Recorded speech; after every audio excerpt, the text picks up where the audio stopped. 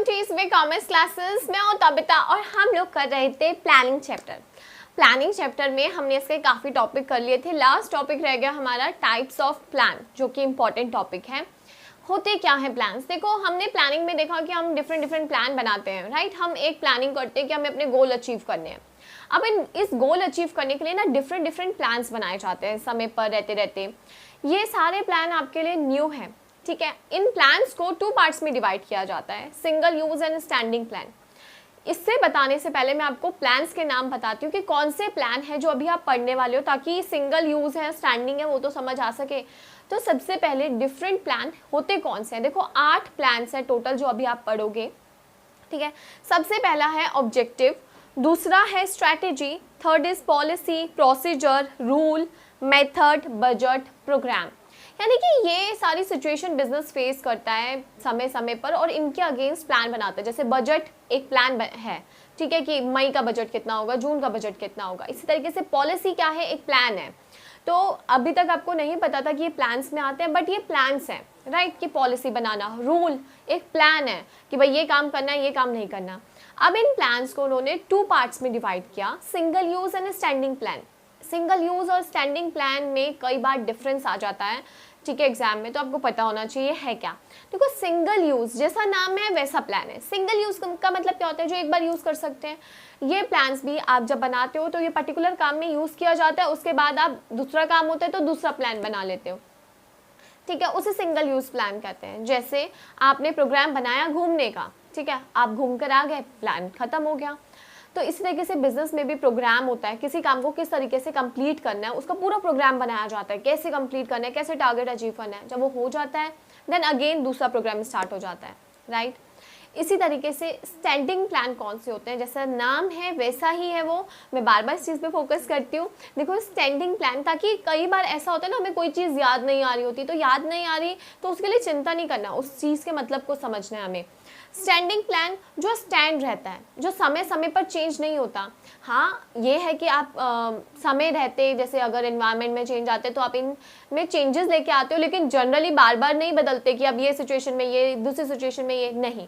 हर situation में हमें इसी को अप्लाई करना पड़ता है। जैसे मैं बोलूँ बिजनेस में पॉलिसी जो बना दी है, अब वो अडॉप्ट की जाएगी, पूरा बिजनेस उस पॉलिसी को अडॉप्ट करेगा, राइट। कि भाई हम तो सेल जो करेंगे वो कैश में ही करेंगे, या हम सारी ट्रांजैक्शन बैंक से ही करेंगे। ये क्या है? पॉलिसी है, बिजनेस इसे अडॉप्ट करता है। तो बिजनेस इसे बार बार नहीं चेंज करता कि एक हफ्ता दूसरा, दूसरे हफ्ते दूसरी, नहीं। लेकिन समय रहते ऑफकोर्स इसमें मॉडिफिकेशन हम कर सकते हैं। बट क्या डिफरेंस है? स्टैंडिंग प्लान एक बार बनाते हैं, लाइक उसे बार बार, मतलब उसे हर बार यूज करते रहते हैं सेम चीज़ को, उसे स्टैंडिंग प्लान कहते हैं, राइट गाइज। इसमें कई बार डिफरेंस भी आते हैं, तो आपको ये पता होने चाहिए। डिफरेंस में 1-2 बताती हूँ आपको। जैसे सिंगल यूज प्लान्स जो हैं वो नॉन रिकरिंग सिचुएशंस के लिए होते हैं। नॉन रिकरिंग जो बार बार सिचुएशन नहीं आती, उनके लिए सिंगल यूज प्लान होता है। आपको इस सिचुएशन आया, आपने प्लान बनाया, खत्म बात। एंड स्टैंडिंग प्लान जो होते हैं वो रिकरिंग सिचुएशन होती हैं, जो बार बार आती रहती हैं। तो आपको पता है बिजनेस में सेल करनी है, सेल करते हुए जाना है, तो सेल की आपने एक पॉलिसी बना दी। इसी तरीके से रूल बना देते हो। रूल में क्या होता है? ये काम करना है, ये काम नहीं करना, ये रूल होता है, ठीक है, स्पेसिफिक इंस्ट्रक्शन होती है इसमें। तो ये तो प्लान्स होते हैं सिंगल एंड स्टैंडिंग। ज़्यादा पढ़ने की इसमें ज़रूरत नहीं है, मेन आपको टाइप्स ऑफ प्लान देखने, क्योंकि उसके ऊपर केस स्टडी आती है। तो सबसे पहला टाइप्स ऑफ प्लान में मैं लूँगी ऑब्जेक्टिव और स्ट्रेटेजी। दोनों ना तो सिंगल में आते हैं, ना ही वो स्टैंडिंग में कैटेगरी किए जाते हैं, इनको अलग ही स्पेसिफाई करा गया है। तो ऑब्जेक्टिव क्या होते हैं?